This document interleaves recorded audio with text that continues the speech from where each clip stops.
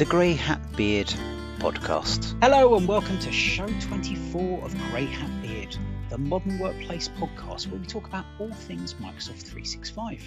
My name's Kevin McDonnell. I'm the Grey of Grey Hat Beard. I'm a solutions architect at CPS. My name's Alan Erdley. I'm a solution architect at CPS and an Office MVP. And we do usually have Gary Trinder, who's a solutions architect at CPS and a beard, and he may pop up any minute now, but he's claiming he's late, which I think means he's just taking far too long cooking dinner, but we'll let him explain when he arrives. Today, we're doing a bit of an end of year wrap up. So we thought as we get to the end of 2020, finally, we thought we'd invite a couple of guests to come, and in the second part of the show, we'll be running through a look back at the year and what we think will be happening going forward. But maybe you'd like to introduce yourself. So first, Laura Graham Brown. Hi, I'm more commonly known as Laura GB. I'm a freelance Power BI trainer and consultant, plus lots of other things. And I'm a business applications MVP. Fantastic. And I realised that's the first time I've ever said Graham Brown. I've only ever known you as Laura GB, and even calling you Laura sounds slightly odd as well. So thank you for joining us. I'm Laura GB. And we also have, I think, actually our first overseas guest from the other side of the pond. So Michal Pisarek, would you like to introduce yourself? Awesome. Hi, everyone. I'm Michal Pisarek. I'm the CEO at Orchestry Software. I'm also the only non-English person on this podcast. So I don't know if that's a point of pride or not. I'm a 6 times Microsoft SharePoint MVP. Lots of experience in the SharePoint and the Office 365 space, and have recently launched a new company called Orchestry, based all around Teams and modern workplace and all of that good stuff. And what I love is I got to know Michal from actually listening to another podcast where he was talking about Orchestry and Teams governance. And I was literally walking around Sainsbury's nodding, going, yes, that's exactly what I think as well. So reached out to him and having lots of great conversations at the moment. So we'll see if Gary arrives, but we're going to kick off with some news. And in the last show, we were talking a bit about productivity score with the privacy elements. And I think, Al, you saw there were some updates to that.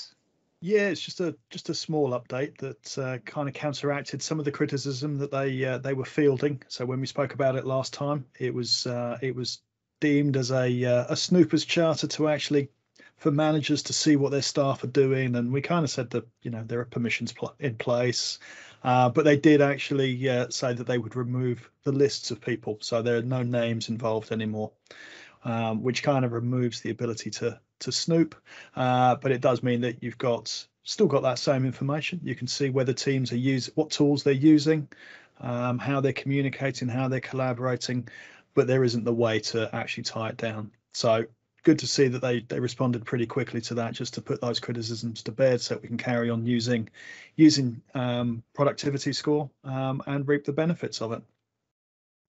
Yeah, and I think it's good that they reacted so quickly, and I think they also sort of say, yeah, we acknowledge that there is a bit of an issue here. We've done something about it. We're not trying to snoop on people, and as many people who've talked about it said, that data is already there. So the data's there. There were permissions.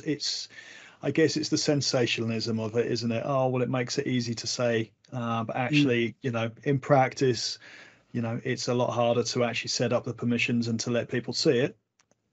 But the response has been good. So, they've removed what is deemed the vulnerability there in terms of that data, and therefore we can, as I say, we can carry on using it. And Michal, you must have conversations with people wanting to use Orchestry and whether they want to store the data and things like that. It must be something that you think about fairly early on as well. Yeah, for us, from a data storage and a PII perspective, I think it's a really good move by Microsoft, because it was there was some pretty strong feedback, and it's interesting when you think about it how different Microsoft is, because this was it wasn't as extreme of feedback, but if you remember when Delve came out, you remember how we had the intelligent graph and people seeing documents that they always had access to, but now they've kind of magically appeared. I know there was quite a bit of pushback then, and Microsoft didn't really do anything. So it's nice to see that they took this approach with the productivity score, and pretty quickly. I mean, in 48 hours, it was like, okay, this is a mistake. So good job. And I was listening to someone say they thought it was Thanksgiving week and thought, no, nothing will change, and suddenly it did, and it was like, yep, they're really taking this seriously this time, aren't they? Yeah, the search side of things is always a fun one. As soon as you make search better, I always remember Agnes Molnar always saying, if you want to test your search security, just do a search for the word salary and see what comes back. That'll immediately tell you, what your vulnerabilities are in terms of permissions. Yeah, that was the thing with Delve. I remember, I mean, so many companies that we spoke to were just like, oh my God, this is, magically now all of my salary information is available. And it's like, well, it's not the Delve case. is the problem. Yeah. And obviously Delve is the problem. So let's just turn it off. But yeah, you're right, Alan. Anything to do with search, I think it's, I think the word, what would be the best word? Eye-opening. Yeah. Organizations find out exactly where they sit. Yeah. Definitely. Yeah, it was always a fun one when you first showed people search, and then you'd see the person who is now busy typing. You're thinking, I wonder what you're searching for, and you can almost guarantee salary was somewhere in there, wasn't it? Absolutely, yeah. It's the biggest vulnerability that any organisation has is the permissions not set up properly. Yep. And Delve used to scare people. Still does. Even if security was correct, and the first time they searched for a document and they found documents that only they thought they could see, and you're trying to explain to them, no, if I search, I'll get different results. Well, I think it's also the change in paradigm from saying I'm going to enter search criteria into a search screen to then be able to navigate through all of an organization's content by who has created it or who has access to it, and go, oh, I can click on my boss and see what they've edited recently that I have access to. It's just a different mindset, isn't it? Yeah, and as consultants, it's a difficult story to tell, because when they say, well, how come this appears? It's like, I have no idea. I mean, I know you have access to it, and maybe someone used it, but it was very difficult to, if a customer wanted more information around, well, why exactly is this here? It's like, well, it just is, right? I mean, there's things you could talk about. I think that was something that I found the most difficult. There wasn't a really good explanation you could give people. With search, it's a little bit easier, but with something like Delve or some of the AI, it's like, why is this targeted to me now? It's like, well, I don't know. It just is. It's the graphs doing this thing. You'd have the same in searches. Why is this coming up as page 1 and this on page 4 and things like that? I don't know. Magic of Microsoft's recipes. There has been calls recently to make sure that algorithms are more transparent, and that's all well and good when they're written down as simple formulas. But when it's AI that's learning and machine learning, it's kind of like, wait a second, you can't write that stuff down and then just expect that a normal human being to understand it, because it's not designed for us to understand. Yeah, absolutely. So some nice other news, Al, you saw about, which I think came out today, and I missed completely, about ways to connect SharePoint team sites, files, lists, and pages as tabs in Microsoft Teams. Absolutely. There's yet more ways to change the UI so they can actually allow us to connect all of those good SharePoint things into Teams, again, removing the need for people to really go into SharePoint, but to still have full access to the content, which we know, loads of organizations love this. I mean, I'm working on solutions that use this, and it's really powerful when people don't have to leave Teams. Although there was one thing that I'm always waiting for here, and that is the ability to choose the view that I want to actually look at, so that, when I'm in a particular channel, I can actually tailor the information that I'm presenting to that channel, and that's still not there. So I'm still going to have to resort to using the web link and just dropping it in that way. But as soon as that comes, for me, that's it. They've got it nailed then.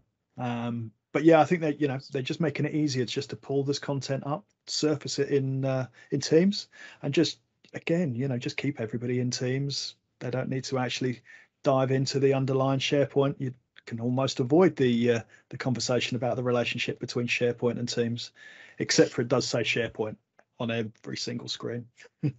It is a classic SharePoint's dead, long live SharePoint. I think it's the way to see it. But I think they're doing the right thing about marketing it as content services. It's the thing that powers all your content, not necessarily a front end. So yeah, really good to see. Yeah, that was good. And then we come to a bit of news which is data related, and if only we had an expert to talk about data with us. Yeah. Oh, there's Laura, GB, excellent.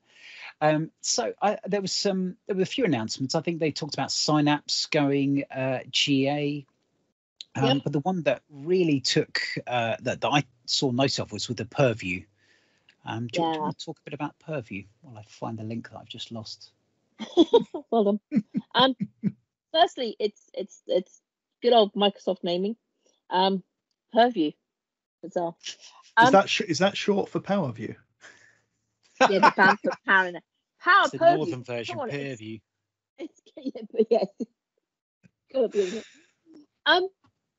It's Purview. It sounds weird. It's bringing the understanding of organizations' whole data map and ways of bringing that together, so that actually you can have a view of what data there is within an organization, and bring it so that all the different kinds of platforms you have in your organization. So it's been in preview for a while, but it's coming out in GA, which means that other things get added on along the way as well. So yeah, as I was saying, there the discovery of data is superb. Purview's just come out in preview. It's not GA yet. It's No. Synapse Analytics. Oh, I think sorry, it's got yeah. GA. Yeah. I have to admit, I which ones are going GA and which ones are going things. I get very confused. But So Purview is in preview. yeah, That's what it's saying. Yeah, preview Purview, yeah. Preview Purview. Yeah. Microsoft, can you just please get? I hope in 2021 means we don't have any more name changes. What do you think? Oh, is that a prediction? No. Can we hold you to that now? Yeah. I would actually like more name changes. I think they should just keep changing them once every 3 to 6 months, and just seeing a merry-go-round of crazy names, because it's getting, I don't know. I wonder how the naming process works there. Like, is it just like, is there a committee, or is it just random people just saying, let's call this? I think the question is, does it work? But this brings a chance to actually do some mapping of the data. And let's be honest, across a business, that's the issue. That's so much the issue in so many companies. Nobody has any idea really where the data is and what it's doing. Where you have multiple instances of the same data has been such a big problem for so long. Yeah. And I know I looked a couple of years ago at Azure Data Catalog, which I think people are talking about Purview being the next generation of that. Yes. Whereas Data Catalog, you very much manually had to go and point at a bit of data, and it was just a wiki, to be honest. It was just a way of kind of showing the data. This seems to be actually going out and investigating your environment to find data as well. So yeah. And it's and govern it. I haven't seen it going across a large organization as to what level it will go to, and to whether it is. I mean, going back to the thing we've just mentioned about file discovery, Delve. I mean, let's be honest, it's kind of, there's hints here. Data, yeah. Yeah. So let's just hope this is not the data version of it.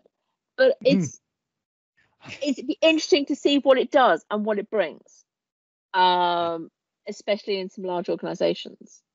I think as you said, Kev, the data catalog had a great idea, that you could actually, certify your data sets, publish them out, publish them to particular people, allow them to consume them in the self-service generation of reports. And it never really quite took off, but if Purview can do what that was trying to do, that will be a game changer. I mean, for the last 15 years, the idea of self-serve data and being able to build out that BI, has been the ideal that we've been working towards. And with the changes in the Power BI licensing, with the premium license for individuals, and then being able to embed it into teams, it's becoming more and more critical to have an easy way for people to say, actually, I understand my process now. Can I get data to back it up and to actually present it easily? And being able to present it in such a way, like the diagram that's just at the bottom of that screen, to be able to put the maps in there to turn around and quite visually turn around and say, look, and this data goes into here and this data goes into here, and that's what's going into that report that you're using every week. These are all the sources of where your data is coming from, and those are really important. It makes people suddenly understand actually what magic is being done to get that report, and where the data is having to come from. And of course, governance and privacy is all those things that they've got to include, because let's be honest, today we are a lot more aware of what data is stored and where it's stored and who can see it, and etc. and going back to it's going back to the first thing we mentioned, data of productivity. The data's there. Who has access to it is yet another one of those things. And it's very rarely being done well. So if this helps get things go better, that would be fantastic. Yeah. So Lara, for someone who doesn't know around this, does this go out and crawls and finds sources of data, maybe in a document or an Excel spreadsheet or SQL or another system? Is that what it's doing? It's certainly doing it. It's certainly doing it at the SQL level, and it's certainly doing it going out and finding that level. I have to admit, I don't know if it's going down to file level. I'm assuming it's not, because that just sounds horrific. I don't believe so. No, I think what this will do is look at data sources. So you say you have a database, and it will query your database. It won't look at unstructured data, from what I've heard about it. So it's more looking at your structured data. If that data is being used by Power BI, there is a possibility of it knowing that it's there. Interesting. And if your data is using some of the extract methods that it understands, so if you've got Excel files that are using the database, maybe there's a possibility there. But a little Excel file that's sat all by itself, I don't see that it would go there. And let's be honest, that would just make a finance department crawl to a stop. The number of files that they've got. But it'll be interesting to see what they find. Be interesting to see what's coming out. Definitely on my long list of things that I'm going to look at over Christmas, that come January the 1st, I'll sit there and go, never got round to looking at that, did I? So yeah. But no, really, really interesting. And just be careful, there's going to be a seamless link coming here. Of course, if you don't manage your data properly, you can have problems, and that can cause outages. And there have been quite a few outages recently that we've noticed. So for anyone recording on the 14th of December, and Google had some fun and games today, causing a lot of problems. I know my son was being very upset. His school's been, the kids been told they can either go at home or go into the school, and he works better at school, so he's wanted to go in there. But others have been at home, and then Google Classroom went down, and they had about 2 hours, I think, where they couldn't work. Was my son could, because he was in the school, so he was really happy when he got home today. So is that the remote working equivalent of a snow day? Yeah, basically. It's now an outage day, because otherwise, I know that a lot of kids have been kind of hoping for snow so that they can't work. They haven't yet twigged that actually working remotely doesn't mean that they get off that easily. So yeah, when we have snow days now and everyone's all set up for remote working, it's going to carry on going, isn't it? I hadn't thought about that. I'm going to wind them up later. Before I sit there and think about winding up my kids too much, the other outage for those in the UK, and I think affected a few others, last week on, what was it, the 10th or 11th of December, there was a big outage on Microsoft 365, which was lovely when you're preparing for something going live on Monday, and suddenly found the last minute things you were hoping to do can't happen because none of your scripts are working. You think, I'm sure I haven't changed them, and then you realize that Teams isn't working, and then all things start falling apart, and you do the classic quick look at Twitter and find out that you're not the only one, and you feel a bit better at that point. So there was an outage there, and then AWS actually had a massive outage. I know AC from the Microsoft Cloud Show talks about this. He obviously is very much connected in with the was it Black Friday and all the sales that happen around Thanksgiving, and AWS had a big outage. I think it was on the Wednesday, which can affect people quite a bit. If you're having your big marketing push at that day and suddenly AWS goes down, that can affect quite a few people. So a little surprising. It seems to have been stable for a while, but to have all three of the major ones go down within a few weeks of each other was quite surprising. They haven't said it's to do with an SSL certificate yet either. Yeah. I think they've learned to kind of.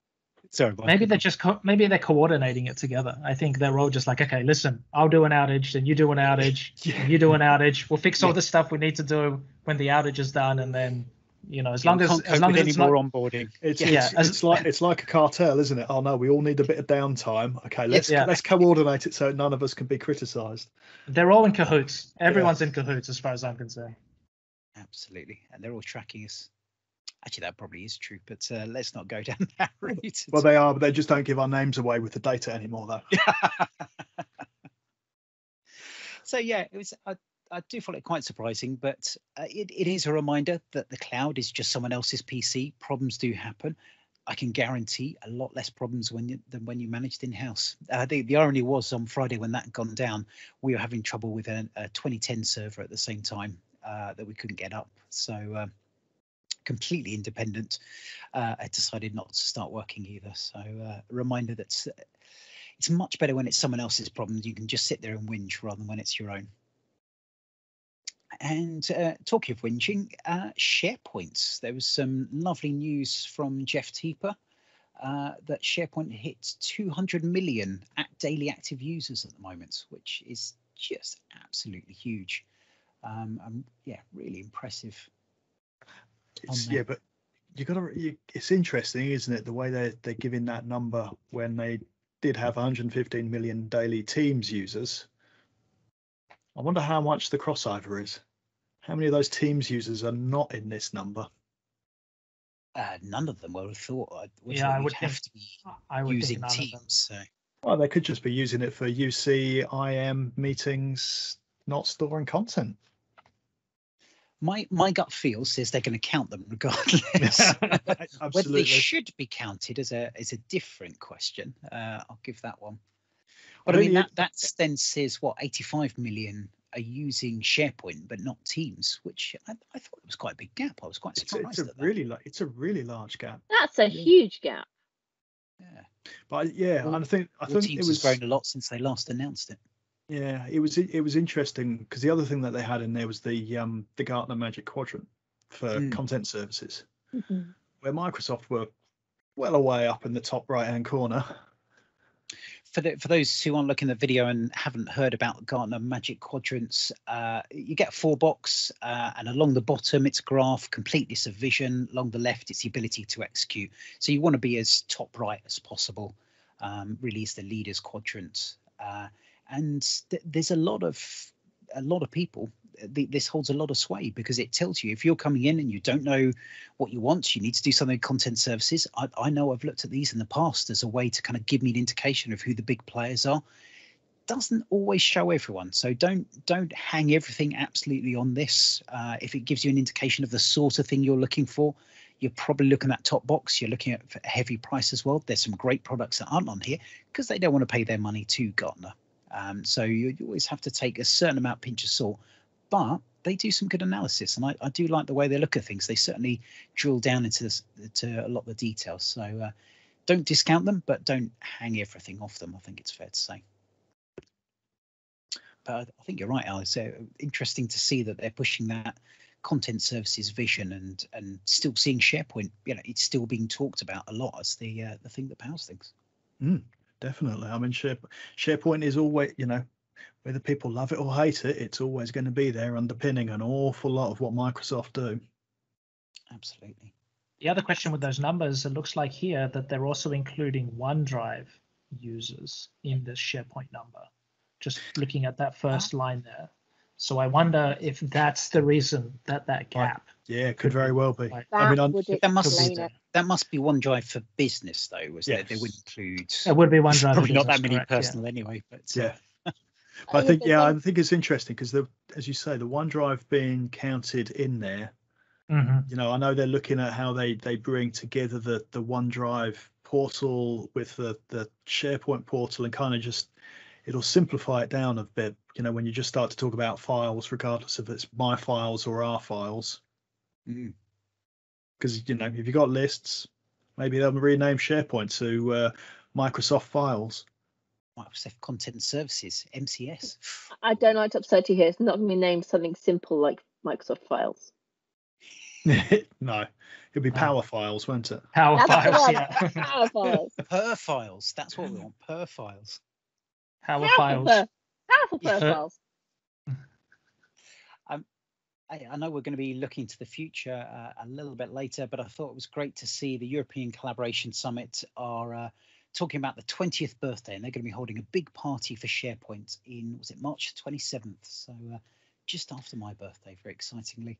And also, I hadn't realised that it's a 10th birthday of Office 365, which is amazing. I can't believe that's 10 years ago.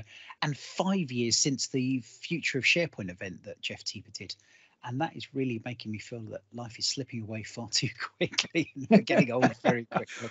Oh dear, when you measure it in SharePoint milestones, that says a lot, doesn't it?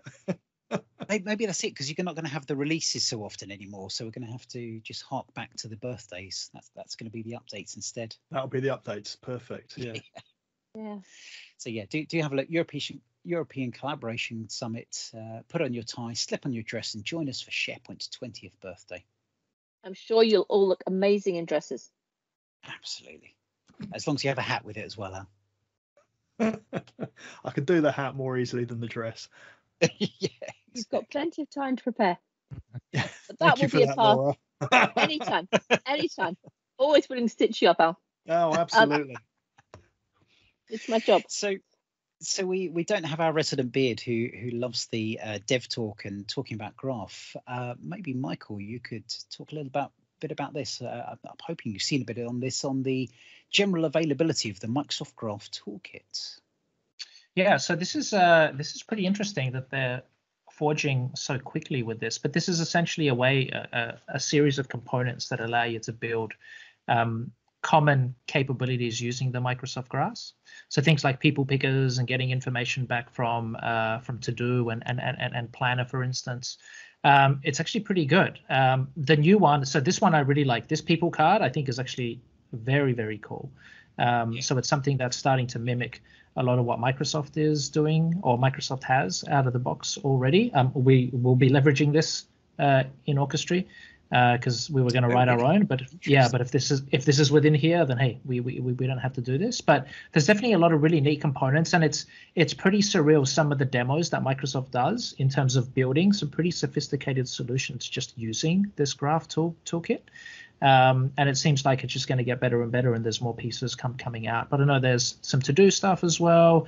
There's a whole range of other things through here. But I know that a lot of I know there's some Teams app platform training that Microsoft is running, and one of the things that they do is they show how easy it is to build a Teams app using the graph, and they actually use this Microsoft Graph Toolkit pretty considerably. So if you're a developer, of which I am not, by the way, but if you are, and you are looking to develop some of these components, this is a pretty simple way to be able to bring in some of these capabilities instead of you writing your own, people pickers and theming and everything else. So yeah, it's definitely really good work. And what I've really liked from the 2.0 version, it certainly looks like they're bringing a lot more community people involved. It's the 1.0 seems very much coming from the Microsoft Graph team, pushed out there. Yes, they did open source it, but it was very much coming from then. 2.0 seemed, I saw Sebastian Levertz was involved in it, and there was a couple of others. I can't remember. I thought it was on this post, but I can't see it there.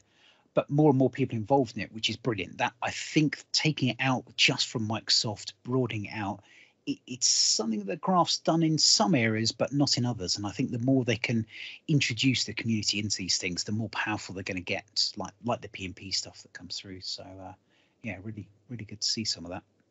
I have to be honest, I haven't tried it. It's again is on my Christmas list, but that one I know I'm definitely not going to get around to finding some time to look at that.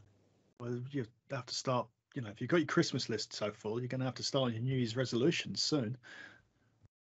That's a good point.